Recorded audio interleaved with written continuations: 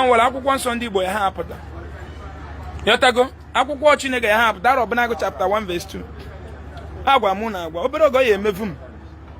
obere oge na Amadioha 10:22 ọ ya apụta maka ndị a bụ ihe chere ndị Igbo ịgwazie m na Jeremiah 10 verse 2 si na mma azụ agwọ ọkpa n'ọma nta m Amadioha 11 chapter 12 gwa gị na iru agwọ nsọ tagbuo gị ịghọtago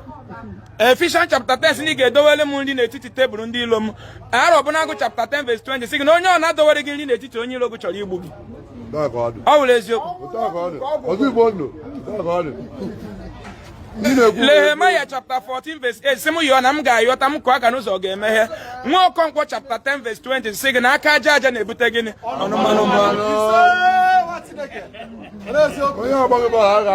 unu ji agha egwu egwu mụ na anya na mountain there shall my help shall come from ebe Europe niile na-anya na another day to remind ndị ụka na hapụ ata ife elifa chụbafa yotago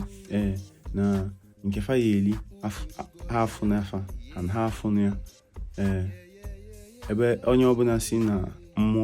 mmụọ ya bido na chie bunyanwa na onwere ife o ji chie eme na Jizọs Kraịst ka o ji eme ife ọlife ikwu ịpụ ata ife ya eli echụba gị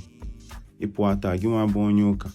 ịpụ ata ife ya eli gị chụba gị ọ bụzi ya na ị na-ejilochi gị nye ejide na gị ka o yie ife ka akụbazie nsị n'ife ụka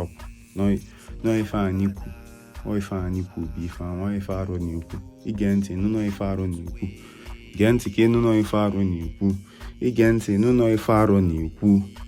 gee ntị ka ịnụ ife arụ na-ekwu echi na ntị ka iwe na-anụ ife arụ na-ekwu kwa ọka nsị ọma ndị lọrụ ndị ụka mma ọbụla ọkwa ọka nsị kwa ndị ụka nsị ọma ndị lọrụ ndị ụka mma ife arụ na-ekwu